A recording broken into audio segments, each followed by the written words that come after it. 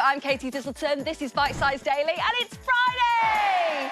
But it's also the last day of our brilliant Shakespeare week. I know, it's very sad, but worry not. Shakespeare's influence is going to live on in the language we use every day, because it's thought he invented or introduced at least 1,700 new words into the English language, so I'll try and use some of them now for you.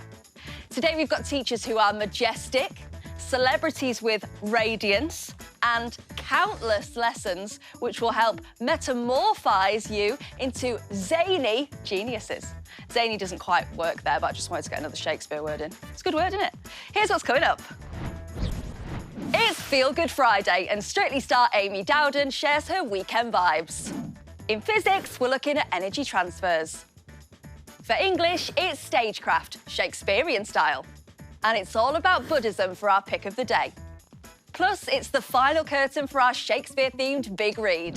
Hello, my name is Daniel Brocklebank, and today I will be reading something from Macbeth.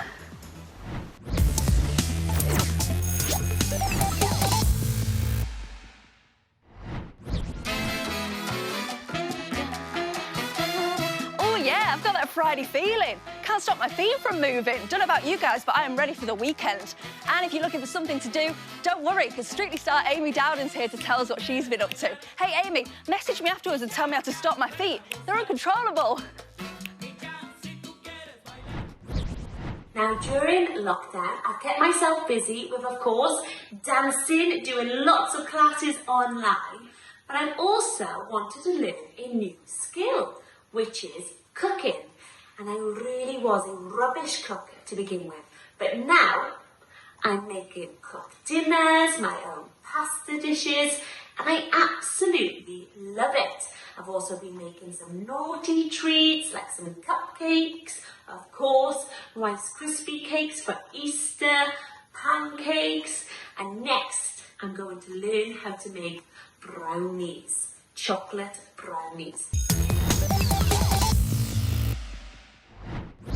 Top tips there from Amy. If you do head to the kitchen to cook your way to inner peace, then make sure you ask an adult first. Now, I'm feeling pretty tired after all my dancing, so before our physics lesson, I'm just going to have a cheeky nap. I'm sure the crew won't mind if I just sort of shut my eyes here like this for a minute, just rest my eyes. Oh, OK, fine. Clearly they do mind. I tell you what I need probably is an energy boost. Perhaps physics master Mr. Al-Samari can help me out. Hello, sir. Hi, Katie. And don't worry, this lesson's going to be full of energy because we're looking at how energy is transferred. Oh, OK, you've got my attention. Where are we going to start? Well, first of all, energy is measured in joules. And when we talk about energy, we have to remember this golden rule. Oh, OK, what's the golden rule? Energy cannot be created or destroyed. OK, why? Well, it can't be created or destroyed because there's a fixed amount of energy in the universe. Now, energy is energy, but it can be stored and transferred between different energy stores. These energy stores are chemical, gravitational potential, kinetic, thermal, and elastic potential. And I've got some fun in store for you. Well, I like your energy, sir, but first, let's transfer some more knowledge. Types of energy transfers. Energy can transfer or move from one store to another in different ways. Mechanically, electrically, thermally, or by radiation. This crane is using mechanical transfer of energy to lift a wrecking ball before releasing it to demolish the building. A torch needs an electrical transfer from the chemical store in the battery and a complete electrical circuit to make the bulb light up. Heating transfers thermal energy from a hotter substance to a colder one. Microwaves and radio waves are forms of radiation that can travel through empty space and affect substances around them. Here, we can see several energy transfers. Elastic potential energy is stored in Joe's stretched bow. When he releases it, the elastic potential energy is transferred into kinetic energy in the arrow, which also stores gravitational potential energy as it gains height, which it releases as it falls to the ground. Great shot, Joe.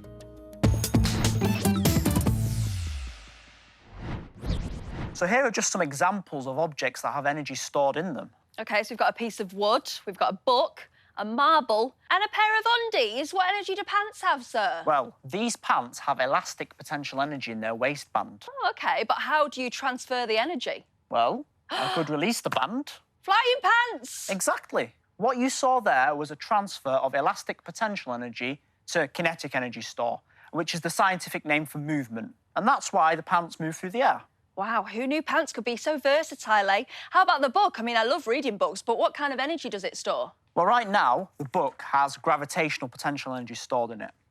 And when I drop it, there's been a transfer of energy from the gravitational potential store to the kinetic energy store. Well, I think my energy transferred to the kinetic store as well, sir. That noise made me jump. Well, do you have any energy left for a quick quiz? I sure do. Bring it on. OK, number one. What are the units of energy? Oh, I know this. Energy is measured in joules. Correct. Well done. Now, what is meant by the conservation of energy? Oh, that's a tricky one, but I suppose the clue's in the name, to conserve. So I suppose when stored energy is transferred, the total amount of energy stays the same. It's conserved. Well done. You've got it. Well done. That's 2 out of 2. Thank you very much, sir. I'm feeling energised now. And if you are too, why don't you look around your home and see if you can figure out the energy transfers in certain objects. And if you want to find out more about all things physics, head to the Bitesize website where you'll find loads of handy resources. Can you pick up your pants now, sir, please?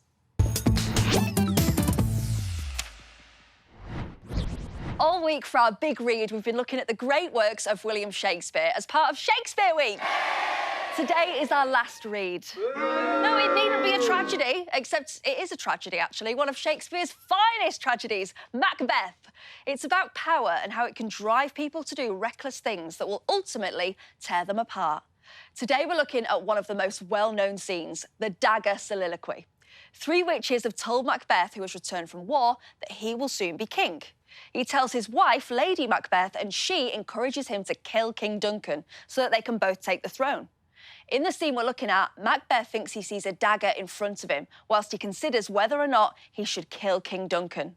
And reading today's extract is someone who is used to high drama. It's Coronation Street actor Daniel Brocklebank. Is this a dagger which I see before me? A handle towards my hand. Come, let me clutch thee. I have thee not, and yet I see thee still. Art thou not fatal vision, sensible to feeling as to sight, or art thou but a dagger of the mind? A false creation proceeding from the heat oppressive brain. I see thee yet in forms as palpable as this, which now I draw. Thou marshallest me the way that I was going, and such an instrument I was to use. Mine eyes are made the fools of the other senses, or else worth all the rest. I still see thee, and on thy blade and dudgeon gouts of blood, which was not so before. There is no such thing. It is the bloody business which informs thus to mine eyes. Now o'er the one half-world nature seems dead, and wicked dreams abuse the curtained sleep. Witchcraft celebrates pale Hecate's offerings and withered murder, alarmed by his sentinel, the wolf, whose howls his watch, thus with his stealthy pace, with Tarquin's ravishing strides towards his design, moves like a ghost. Thou sure and firm set earth, hear not my steps which way they walk, for fear thy very stones prate of my whereabout, and take the present horror from the time which now suits with it. Whilst I thread, he lives. Words to the heat of deeds too cold breath gives. I go, and it is done. The bell invites me. Hear it not, Duncan, for it is a knell that summons thee to heaven, or to hell.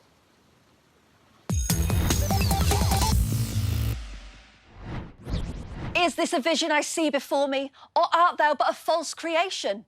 Oh, of course, it's not an apparition. It's English teaching sensation, Mrs. Eggleton, everybody! Thank you so much for joining us for Shakespeare Week. Oh, I'm very glad to be here. We are glad to have you. So, the dagger soliloquy, what is going on with Macbeth? Well, I think this scene gives us some insight into Macbeth's state of mind. He's conflicted. Does he kill King Duncan or not? Yeah, and then he sees the dagger in front of him. That's right. Lady Macbeth has told him to use a dagger, and suddenly it's right there before his eyes. He reaches for it. Come, let me clutch thee. I have thee not, and yet I see thee still. Yeah, so is it a real dagger then, miss? Well, Macbeth isn't sure. He questions the dagger. Art thou but a dagger of the mind, a false creation? Now he's questioning reality. Is this dagger real, or have I imagined it? So why is this scene so important then, and why has Shakespeare included it? Well, this shows another side to Macbeth as a vulnerable man who's apparently started to hallucinate things. The dagger is also dripping in blood. Thy blade and gudgeon gouts of blood. So it's quite a gory image. It's an image we'd associate with the horror genre these days. Yeah, when you put it like that, it does sound like a pretty scary film. Yeah, and Shakespeare's presenting that gruesome imagery to create that atmosphere of fear. So what happens in the end then? Spoiler alert. Well, Macbeth does kill King Duncan and he becomes king. But then power and paranoia start to eat away at him and things go terribly wrong. Oh, wow, Shakespeare's done it again, hasn't he? Gripping stuff. If you want to find out more about Macbeth or any of the works we've covered this week, then head to BBC Bitesize and to BBC School Radio to find Shakespeare Retold. Don't exit stage left just yet, though, Mrs Eggleton, because it's English next and it's all about stagecraft.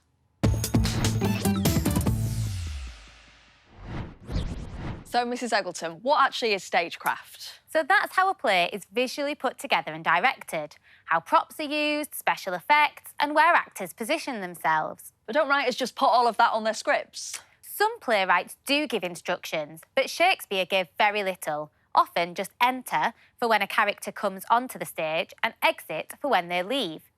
When putting on one of Shakespeare's plays, the director and the actors will look at the context and the language and make their own different interpretations of it. Are you up for a spot of acting? Darling, I was born in the theatre. I wasn't actually, I was born in the local hospital just down the road. But yeah, I am up for some acting, miss. Great. Let's look at the first few lines of the dagger soliloquy from Macbeth. Is this a dagger which I see before me, the handle toward my hand? Come, let me clutch thee. I have thee not, and yet I see thee still. Shakespeare hasn't given us any stage directions for this, so we're going to try two different variations. First, with a prop dagger suspended in mid-air. OK, let's bring in the fake cardboard dagger. Here it comes. Way, look at that. OK, now the dagger's in position, I can truly perform. Is this a dagger which I see before me, the handle toward my hand? Come, let me clutch thee. I have thee not, and yet I see thee still. Excellent. So with this staging, the audience sees the dagger too. We know it's there, so can it be real? Is it some kind of magic? Could it be something to do with the witches at the beginning of the play? Oh, that's an interesting theory. This time, we're not going to use any props at all. Oh, just wait until my mum hears I'm a Shakespearean actor now. OK, let's go. Is this a dagger which I see before me, the handle toward my hand? Come, let me clutch thee. I have thee not, and yet I see thee still. Great. So we've altered the staging now so that there is no prop dagger. As the audience can't see what Macbeth is seeing, we might think he's imagining things and losing his mind. Perhaps it's a hallucination brought on by the post-traumatic stress of the war he's returned from. So which interpretation is right? Well, that's the great thing about English. Both of them can be right. Remember, Shakespeare hasn't specified in his script if there should be a dagger or not. It's up to us to interpret the stagecraft. So with the dagger, we might think there's some magic going on, and without a dagger, we question Macbeth's mindset. Exactly. But this is just one of many ways to interpret Shakespeare's play, and the way stagecraft is used can alter the way that we, as the audience, understand it. Well, thank you very much, miss. That was very informative. I enjoyed my short stint as Macbeth. Well, since it's the last day of our Shakespeare week, I thought I might give you a quick quiz. Oh, go on then. OK, so, did you know Shakespeare invented loads of words? Which of these three words did Shakespeare invent? Is it A, fashionable, B, moonbeam, or C, bedroom? I feel like I've heard that he invented fashionable, but moonbeam just sounds so Shakespearean. It's got to be that one. It's got to be B. Well, the answer was all three. Oh, miss, that was a trick question. Well, he truly was a great wordsmith, wasn't he? And there's plenty more Shakespeare online on the Bitesize website. If you need more help with this topic, then why not look at our short videos presented by teachers? Just search BBC Bitesize Teacher Talks. And here's some more illuminating insight. First into the den is 38-year-old stage designer Charlie. He wants the audience to feel a growing sense of dread in this scene, appropriate to the bloody murder Macbeth is about to commit. Mine eyes are made the fools of the other senses, or else worth all the rest. I see thee still, and on thy blade and dudgeon gouts of blood, which was not so before. Nice one, Charlie. I think the red light suggests to the audience that blood is about to be shed. But I'm not sure about the guy holding the dagger. What guy? Next up is designer Greg, with his simple yet atmospheric take on this famous scene. But will it light a spark in the director's imaginations? I have thee not, and yet I see thee still.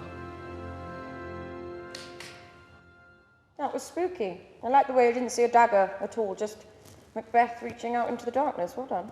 Thank you. I also have all health and safety aspects covered, as you would need with a naked flame on the stage.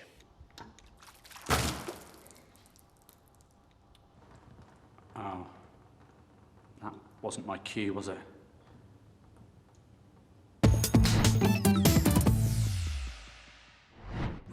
Our pick of the day subject is religious studies, and today we're looking at Buddhism, the fourth largest religion in the world with over 500 million followers. People who practice Buddhism are known as Buddhists, and they follow the teachings of the Buddha, which means enlightened one. The Buddha isn't actually a god. He was a man called Siddhartha Gautama, who lived nearly 2,500 years ago in India. There are around 250,000 Buddhists living in the UK, and one of those is Hivin. Here he is describing how following the Buddha makes a difference to his life. My name is Hivin and I am a Buddhist. I follow the teachings of the Buddha, who lived 2,500 years ago. He said that life was full of suffering, and that suffering was caused by desire and wanting things. So the way to stop suffering is to stop wanting things. And we do that by following the Noble Eightfold Path.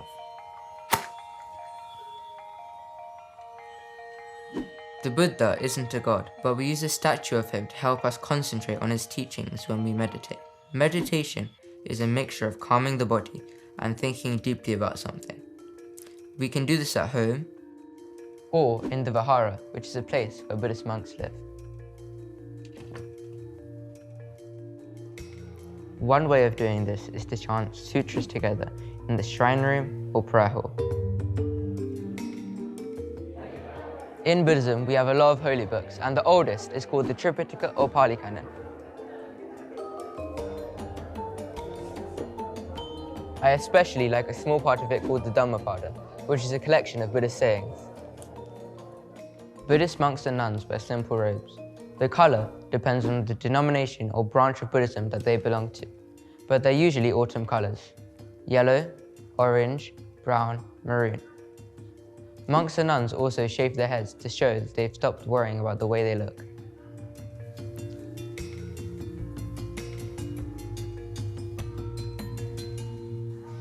The rest of us don't have to dress in any special way, but on special occasions we wear white as a sign of purity. Buddhists have 5 precepts, which are rules to follow. The first one is to not kill anything. So many Buddhists choose to not eat meat. I sometimes eat meat, but today it's all vegetarian.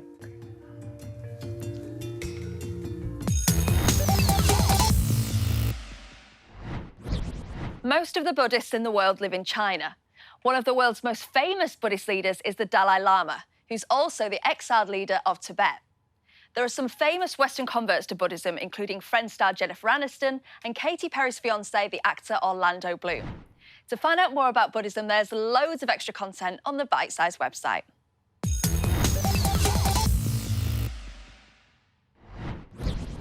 Well, that was eventful, which incidentally is a word that Shakespeare coined in As You Like It.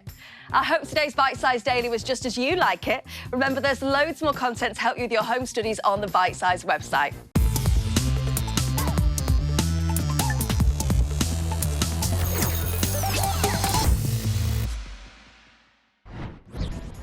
Hello, 12 and 13-year-olds, and welcome to Bitesize Daily. Have you ever heard someone say, "It's all Greek to me"? It's the final day of Shakespeare Week, and the bard himself invented that phrase in his play, Julius Caesar. When you look at your schoolwork and you don't understand it, you might say, "It's all Greek to me." But worry not, you've come to the right place for that. On Bitesize Daily, we can help you with all your schoolwork worries because we've got brilliant teachers, spot-on celebrities and informative lessons. Here's what we have in store. Coming up, it's Feel Good Friday, and we start off on a good foot with Strictly star Amy Dowden. In physics, we're all ears, because it's about sound. Then it's that man Shakespeare and his use of history in English. And in religious studies, we look at ethics around animals. Plus, it's the final curtain for our Shakespeare-themed Big Read. Hi, I'm Ray Fearon, and today I'm performing from Julius Caesar.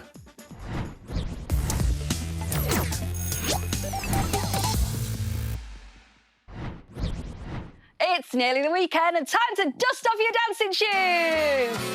Even if you're just having an online party in your living room, you can still throw some shapes. One person who hasn't been able to dance as much as she'd like to lately is Strictly Come Dancing star Amy Dowden. But that doesn't matter because she still had fun and has some cracking ideas for you. So during lockdown, we always do a quiz night every Saturday with all our friends and family and students from the dance school. And there's always different themes every week.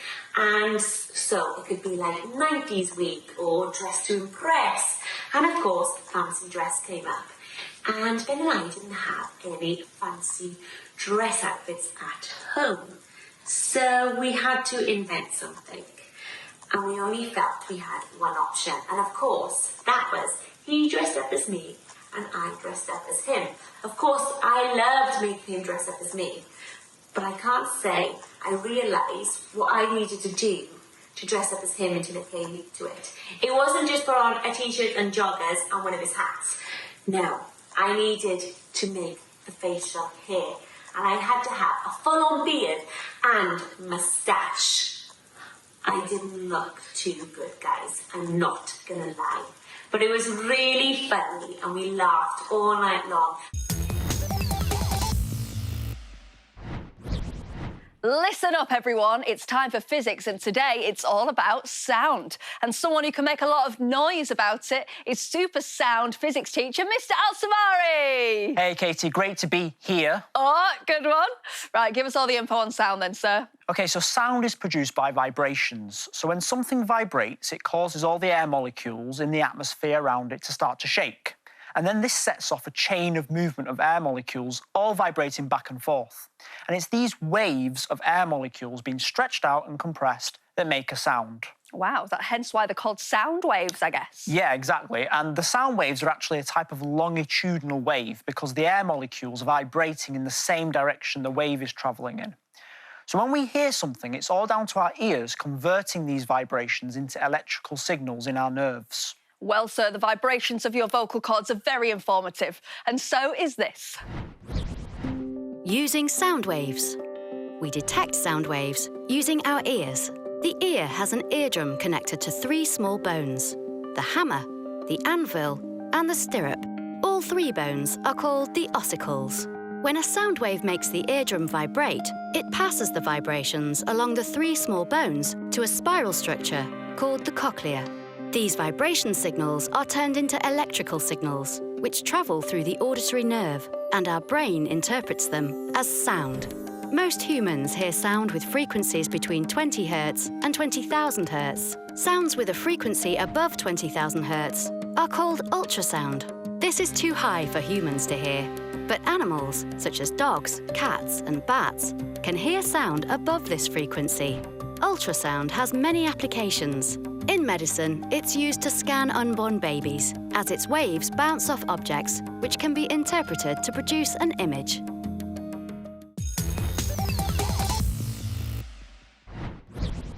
I'll tell you what, they're pretty clever, these things, aren't they, sir, these little ears of ours? They really are, and some animals can actually use their ears to sense objects in their surroundings. Sound waves can be reflected by surfaces, and creates echoes, and some animals can use these to find their way around, just like this dolphin here. Oh, I love dolphins. And this bat. Oh, I'm not so keen on bats. So these animals emit sounds and then sense the sound again when it bounces back to them. And this helps them build up a picture of where objects are positioned in their environment. And we call this echolocation. I hear you, sir. That's pretty incredible. And different sounds have different frequencies. And frequency refers to the number of waves per second and is measured in hertz. Different animals can hear sounds within a different range of frequencies. So our dolphin here can hear between 275 to 160,000 hertz. And bats can hear between 10,000 and 200,000 hertz. That is pretty impressive. What about us humans? So for most humans, it's actually only between 20 hertz and 20,000 hertz. And we call sound with a frequency of more than 20,000 hertz ultrasound. It's far too high-pitched for humans to hear, but it's still really useful for all sorts of different purposes. For example, doctors can transmit ultrasound waves into the body of someone who's pregnant. And based on the reflection of these ultrasound waves, a computer can create an image of what's going on inside. Wow, that's amazing. Isn't it amazing to think it's actually sound waves which are producing these images of unborn babies when pregnant women go for scans? That's incredible. I never knew how that worked, and that has genuinely blown my mind. Well, that was loud. Sorry, sir, that was a sound effect. Why don't you test your family members at home? Find out who has the best hearing in your household, who can detect the quietest sound, and who is best at hearing higher frequencies. For the last instalment of our Shakespeare Big Reads, we're hearing an extract from Julius Caesar. Caesar, a very popular figure, wants to become king, but some are worried that he's getting a little bit big for his boots. Brutus is especially worried and leads a plot to kill Caesar by persuading him to go to the Senate. In this scene, Mark Antony, a friend of Caesar, has been allowed by Brutus to make a speech to the public about his death. Reading the extract is an actor who's played Mark Antony on stage, the outstanding Ray Fearon. Almighty Caesar, dost thou lie so low? Are all thy conquests, glories, triumphs, spoils shrunk to this little measure? Fare thee well. I know not, gentlemen, what you intend. Who else must be let blood, who else is rank? If I myself, there is no hour so fit as Caesar's death hour, nor no instrument of half that worth as those your swords made rich with the most noble blood of all this world.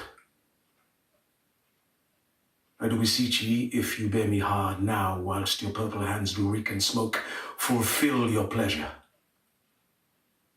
Live 1,000 years, I shall not find myself so apt to die. No place will please me so, no mean of death as here, by Caesar, and by you, cut off, the choice and master spirits of this age.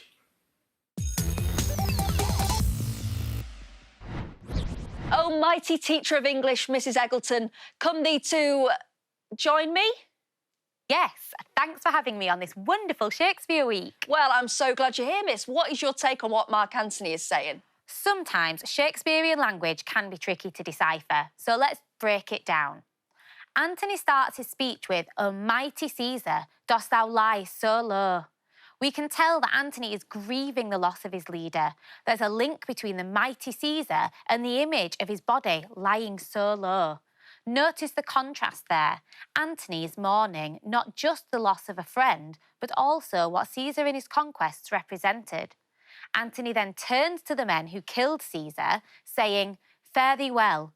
I know not, gentlemen, what you intend." So what is Antony actually saying to them? Well, he's saying that he doesn't know who these men will turn on next, or who will become their next victim. He continues with, "If I myself, there is no hour so fit as Caesar's death hour." He's saying that if the men are going to turn on him, then he wants to die at the same time as Caesar because he respected him so much. Wow, why would he want to die for Caesar? Well, this is Antony's way of showing what he sees as the ultimate loyalty to Caesar. He's willing to die for him. There is no place he would rather die as here by Caesar. Wow. What happens to Antony then, miss? Spoiler alert. Well, his address works, and he turns the mob against the conspirators who killed Caesar, and they're forced to flee from Rome. He eventually takes command and successfully leads an army against Brutus and the others. Wow, well, I am fascinated by Shakespeare, and if you are too, there's loads of brilliant stuff about his works on BBC Bitesize or on BBC School Radio, where you can find the awesome Shakespeare retold. Now, we love Shakespeare, but how does he tie into our English lessons today, Mrs. Eggleton? Well, we're going to focus on the different types of plays Shakespeare created and how he used history within them. All Shakespearean plays can be divided into 3 categories: tragedy, comedy, and history. So a tragedy, I'm guessing, is when tragic things happen? Yes, specifically, tragedies follow the downfall of a character with a fatal flaw. A fatal flaw, like when you stand on a dodgy floorboard and your foot goes straight through it? I like it, but no. A fatal flaw is when a character is flawed or has a weakness, and this eventually leads to their downfall. And in Shakespearean tragedy, usually their death too. An example of a Shakespearean tragedy is the play Macbeth. It's Macbeth's ambition that is his fatal flaw, and this leads him to kill the king, which eventually results in him being killed as a traitor. Oh, downer. Let's try and lighten the mood, shall we, miss? What about his comedies? Yeah, Shakespeare mostly wrote in this genre. Much Ado About Nothing and The Tempest are 2 of his comedies, and they are full of wit and funny moments. Bit like me? Yes. So what about the history plays? Well, I'm guessing those are plays that are based on historical events? Well, this one is a bit of a red herring. Shakespeare's history plays are based on the British kings. So with that in mind, what kind of play is Julius Caesar? OK, well, there is a lot of death in that play, so I'm going to say it's a tragedy? Yes, well done. Julius Caesar is based on events in Roman history, just like Antony and Cleopatra and Coriolanus. But none of these are history plays because... they're not based on British kings. You've got it. They are tragedies instead. Shakespeare used historical events as a starting point for some of his plays. He took inspiration from what had happened in history and developed a story around it. So Antony's speech, which we heard in the big read, would Antony have actually said those words to the crowd in real life? No, because this is Shakespeare's interpretation of what happened. He's using his artistic licence to invent his own side of the story, and loads of writers do this today. Fancy a quick quiz about Shakespeare? Do I? I do, yeah. Good. We know that William Shakespeare gave us loads of words and phrases that we even use today. So which of these 3 sayings did Shakespeare introduce? Is it A, as luck would have it, B, fair play, or C, in a pickle? Well, you've got me in a little bit of a pickle here, miss. I'm going to have to say A, as luck would have it. It just sounds so Shakespeare. You are right. Yay! But he also invented the other 2 as well. Oh, miss, you are such a tricky trickster. Well, thank you so much for that. And there's plenty more Shakespeare online at BBC Bitesize. If you need more help with English, why not look at short videos presented by teachers? Just search BBC Bitesize Teacher Talks. Now, check out this clip to find out more about Shakespeare, the man, the mystery, and his love of history. No one knows the exact details of Shakespeare's life because no one really wrote anything about people back then. Unless you were a king or something, no one wrote about regular people. Excuse me, do you have a copy of Being Kate by the Duchess of Cambridge? Loads of people would write stuff about kings and queens, or write stuff just to please them, including Shakespeare, who was a right suck-up. Now, that is not fair. Well, why was Banquo portrayed as so wise in Macbeth? Well, because James I was descended from Banquo. A Midsummer Night's Dream, Oberon. A fair vessel throned by the west. Who's that then? It's Queen Elizabeth I, but... You and the monarchy sitting in a tree. K-I-S-S. They could have your head cut off! But it wasn't just the royals that influenced Shakespeare's plays. Shh. Most playwrights borrowed from history books or older stories. And those were the ones that were playing fair. The cheekier writers would go and see a play, copy down the words and put on a pirate version just down the road. which I think is disgusting. Oi! And it's still going on in modern times, with Shakespeare's plays being recycled into musicals and movies. West Side Story was based on Romeo and Juliet, and 10 Things I Hate About You was based on The Taming of the Shrew. And my personal favourite, The 12th Night Rises. The Bardman trilogy continues. What is that? If that wasn't dead already, I'd quit. Will, mate, it's a joke. Relax, I made it up. But I'll make it up to you. Take you to Stratford. Really? Nah.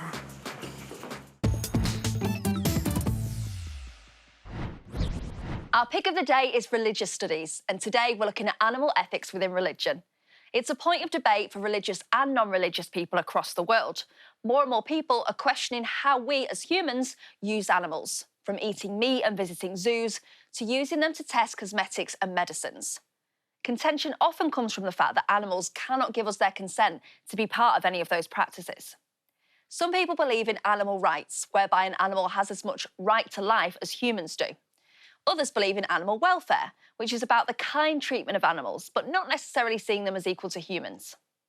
All religions value animals, but their approaches do vary. Hindus, Buddhists and Sikhs, for instance, promote vegetarianism and regularly speak about this.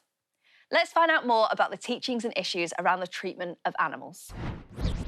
Hindus and Sikhs believe that the life of God lives in all things and that animals should be treated kindly. And in Hinduism, some animals, like monkeys, cows and elephants, get special respect.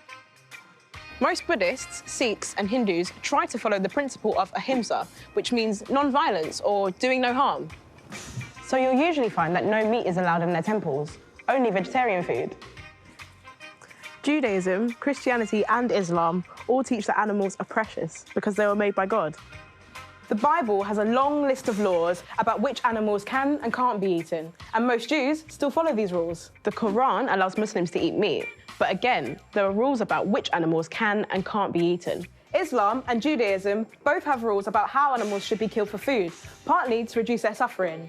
But some people feel the rules need to be updated to reduce the animals' pain. But do we need to use animals for food at all? Maybe we should think about the effect our love for burgers is having on the planet. Large areas of the world's forests have been cleared to make room for cattle, causing wider problems like climate change. And in this country, there are factory farms which keep thousands of cattle, pigs or chickens in cramped conditions inside massive industrial sheds. So, more and more people are cutting down on meat or becoming vegetarian or vegan for ethical as well as religious reasons. But we also use animals for entertainment, and animal rights campaigners want most of it stopped. Bird shooting, greyhound racing, horse racing, circus animals, even zoos. One very tricky area is the use of animals in scientific research. New drugs and medical treatments are often tested on animals to make sure that they're safe for humans. But it's argued that scientists could use cells grown in a laboratory or donated human organs instead. So what do you think? Do animals matter? Are they one of the Earth's resources for us to use? Or do they have rights that we should be thinking about?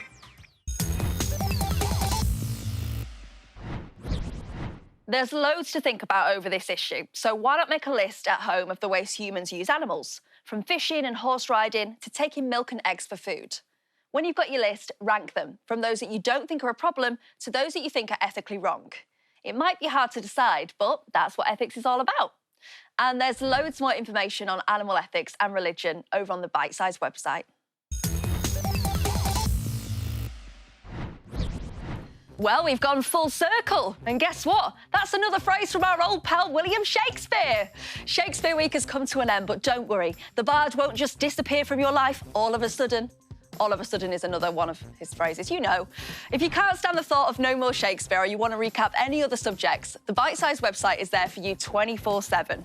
Before you go, I'll take a giant theatrical bow and leave you with one of our resident doctors. I thank you. Exercise is a brilliant stress buster. So if you're having one of those days, then go and grab 20 minutes to release some of that pent-up energy. It will help clear your mind and press the reset button. We all need a break from studying sometimes, so go and do some exercise. You'll thank me for it later.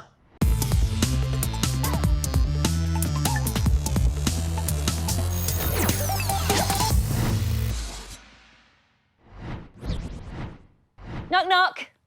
Who's there? No, don't worry, I'm not doing both sides of a cheesy joke. It's a reference to Shakespeare, and it's a line from the play Macbeth. And besides, I know who's there. It's you lot. It's the 13 to 14-year-olds, isn't it? It's Friday on Bitesize Daily, and we're going to have a right royal time. Because for the last day in our Shakespeare week, it's the play King Henry IV. So we will go forth and learn with courtly teachers and some regal celebrities.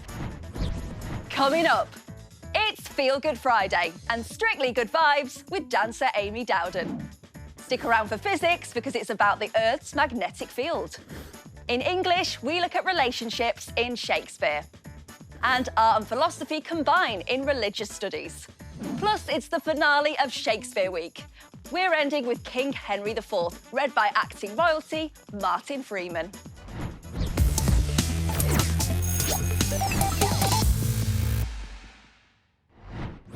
I know you guys have been working hard all week, but it's Feel Good Friday. Can I get a celebratory sound effect? Nice. The weekend's come in, so you can take a break from your studies and watch the telly. How great is that? And here's a treat strictly for you. From inside the telly, it's dancer extraordinaire and all-round nice person, Amy Dowden. She's here to tell us what she's been watching. I wanted to let you know what I've been watching during lockdown. I have loved watching Britain's Got Talent.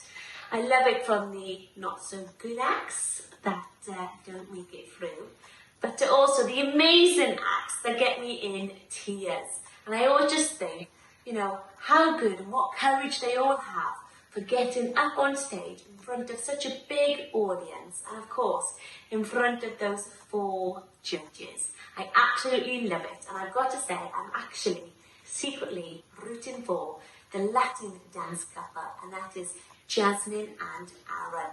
Of course, it has to be a dance couple, but no, I absolutely love the variety, and I can't wait to see who is going to win Britain's Got Talent 2020.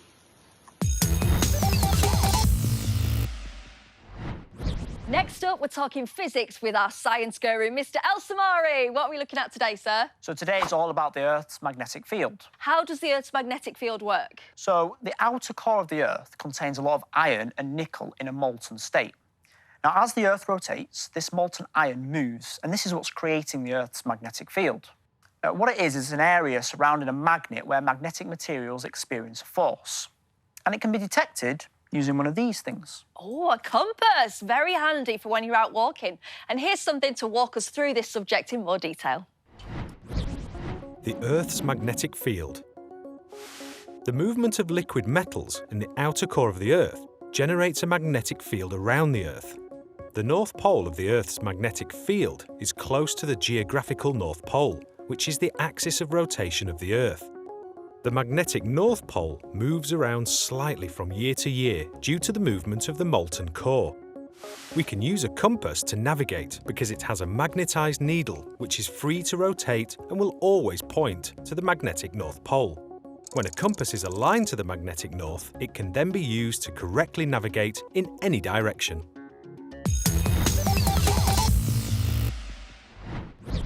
Oh, I see props, Mr. El Samari. I do love a good demonstration. So what are you going to be doing with this lot? Well, we're going to be building a compass with this stuff. So to do that, I've got a magnet, I've got a bowl of water with a polystyrene bit in the middle and a straightened paper clip snapped in half. Now, if I wipe the paper clip down with a magnet in the same direction, it will become magnetised. And it will now be attracted to where the Earth's magnetic field is strongest. So to allow it to move freely, I'll place the paperclip on the polystyrene floating in the water. And as soon as I let go, you'll see the paperclip start to turn. Oh, yeah, it is turning. Why is that? So what's happening is the magnetised end of the paperclip is interacting with the Earth's magnetic field. Now, the magnetic North Pole of Earth is close to the Arctic, which is the geographic North Pole of our planet. So it settles with one end pointing north and the other end pointing south over there. So this proves that the magnetic field is strongest at the Earth's poles? Yes, indeed. So if that's the case, then why don't all magnetic objects in the world just fly through the air and stick to the poles? That's quite an image, and actually that's a great question. Now, the answer is because there's another force, the force of gravity, pulling the objects down in their current location. And that force is stronger than the magnetic pull of the poles. So the objects stay where they are. OK, so the magnetic pull isn't that strong, but it can always be detected by a compass. Exactly. And the compass can also interact with other magnets as well. Now, you'll notice as I move this magnet around the bowl, the paperclip twists and points towards it. Now, if your compass comes too close to a magnet as well, it might no longer point towards the Earth's magnetic North Pole and rather start pointing towards the magnet's North Pole. So it's always worth checking what's in your pocket before you start map reading. Well, you never disappoint, sir. Thank you so much, Mr. Al-Samari. Science and handy life hacks, thank you. If you want to find out more about magnetism, you might find yourself drawn to the BBC Bitesize website. And if you found that lesson enlightening, check out how the Earth's magnetic fields give us the northern and southern lights.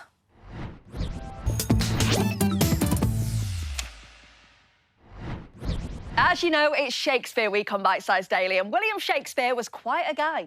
Not only was he a brilliant playwright and poet, many consider him to be Britain's greatest ever writer. But why do we still treat him like a king, even though Shakespeare's been dead 400-odd years? It's because his writing also forms the very existence of the language we use today.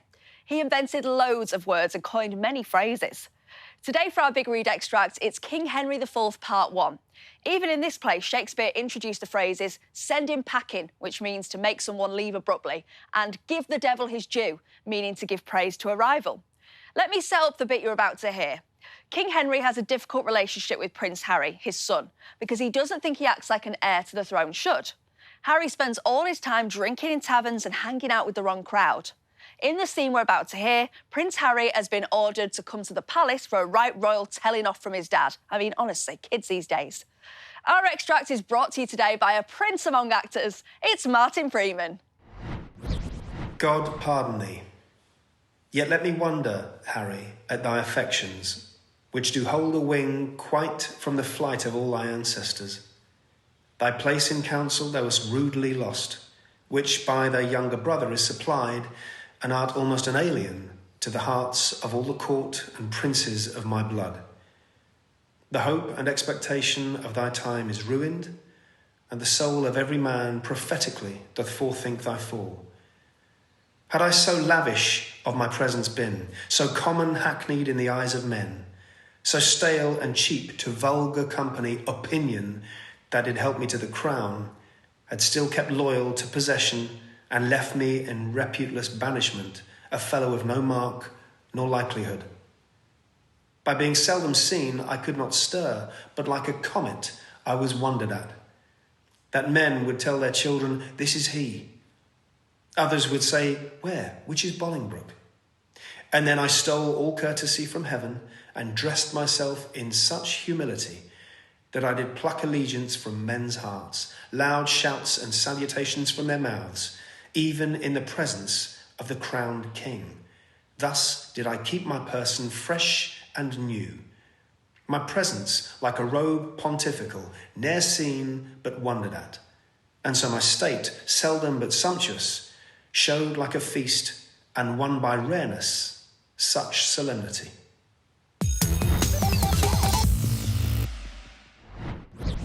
Here to help me unravel the bad's wonderful words is excellent English teacher, Mrs. Eggleton. Hi, Katie. So what is King Henry trying to tell his son here? Well, in essence, King Henry is saying that if Prince Harry's behaviour goes on like this, he will not become a successful king like him. He's trying to warn his son of the consequences of his actions. That sounds a lot like conversations I used to have with my parents. How does King Henry get his message across? Well, the extract starts with, God pardon thee, yet let me wonder, Harry, at thy affections. This means, let God forgive you, but what on earth am I going to do with you?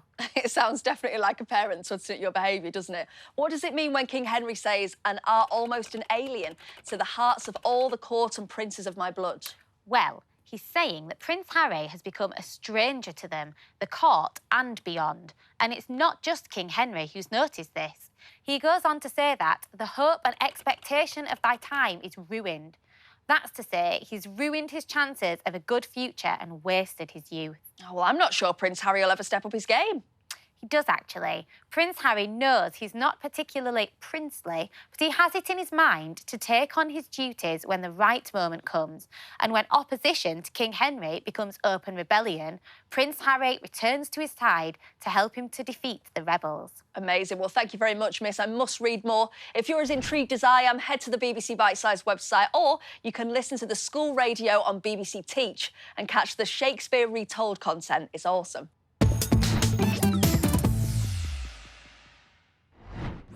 So we have a good relationship, Mrs. Eggleton, but that's not what we're going to talk about here, is it? No, I want to look at how Shakespeare uses relationships in his plays.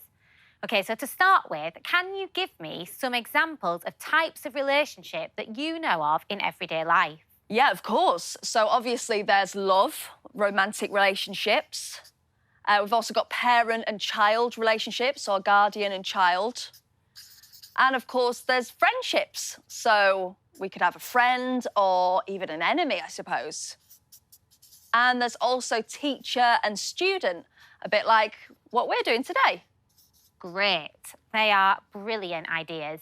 Now, each of these different types of relationship have different dynamics and work in different ways, and they all make great stories. Yeah, they definitely do, but how does this tie into Shakespeare? Well, Shakespeare's plays often look at different relationships, and quite often how those relationships go wrong. Can you think of a Shakespeare play that deals with one of these types of relationships? Yeah, well, let's go for Romeo and Juliet. That's obviously a love relationship, a relationship between two lovers. Yes, a classic story of love and relationships. What about today's big read, Henry IV? Oh, that's father and son relationship. Yes, so King Henry IV and his son Prince Harry.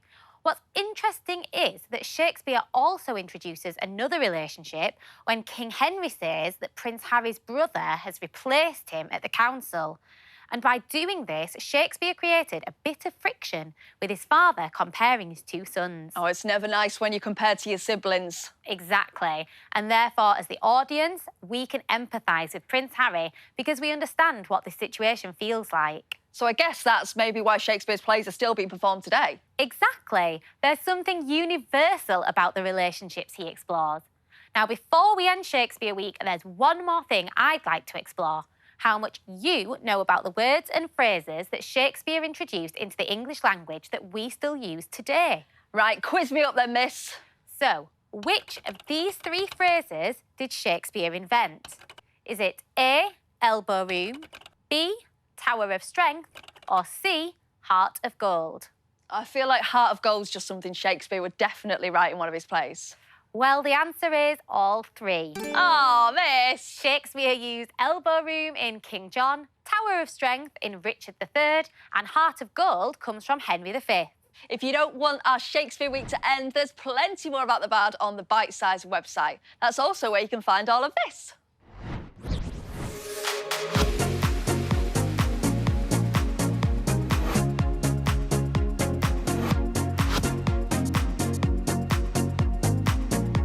Firebird. And cauldron bubble. Could we do this somewhere else? Just... it's scary.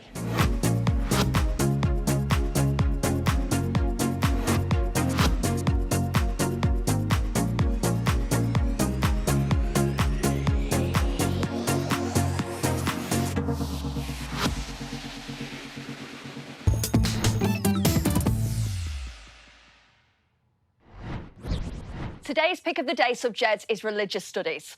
When it comes to religion, there are some philosophical questions that can be hard to answer. Things like, if God loves us and is all-powerful, why do people still suffer? Or why doesn't God stop people from doing bad things in the first place? All religions use story and argument to describe and defend their view on suffering. Here's how. If God is omniscient, which means he knows everything, and omnipotent, he's all-powerful, and benevolent, he's kind, then why does he allow bad things to happen to good people? Most religions teach that good people will be rewarded and bad people will be punished. For example, most Muslims believe that God will judge everyone and decides who deserves reward in paradise and who deserves punishment in hell. But if God is all-powerful, then why doesn't he stop people doing bad things in the first place? But then we'd be like robots, following a program. Jews and Christians believe that God has given us free will, the right to choose how we want to live our lives, and so the opportunity to do the wrong thing has to exist. Or maybe God doesn't know everything, isn't all-powerful, or doesn't care what happens to us. Atheists might go even further and say that suffering is proof that God doesn't exist at all. Some people believe that suffering happens because of karma, the belief that all actions have consequences in this life or the next. Hindus and Sikhs generally believe that a person's soul lives on after their body dies and is reborn in a new body. If someone lives a good life, then they'll be rewarded with a better life next time. But if they do bad things, then they'll get a worse life next time. That's karma. Whatever we believe, we can all make better choices to reduce suffering as much as possible. What could you do to make the world a better place?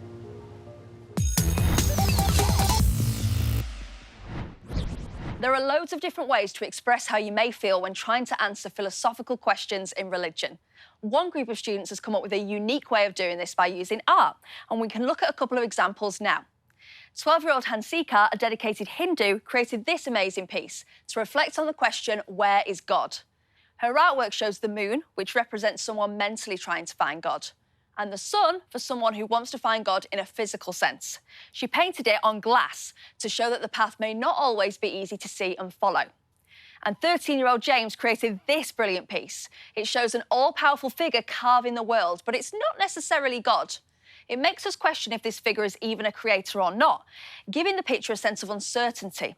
Is the world being enhanced here or destroyed?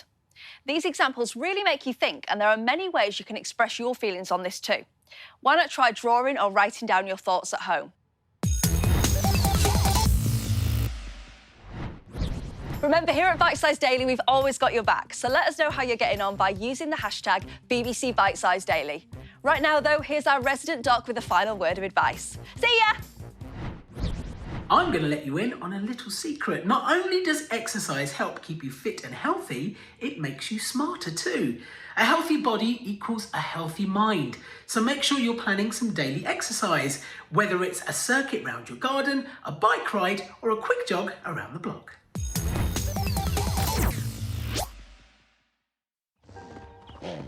Planet Earth was perfect.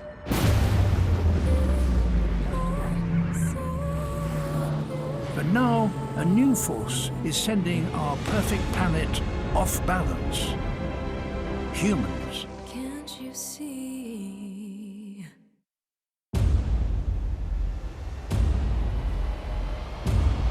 This man will keep on killing until he is caught. And what if he's never caught? The Serpent. All episodes streaming now on BBC iPlayer.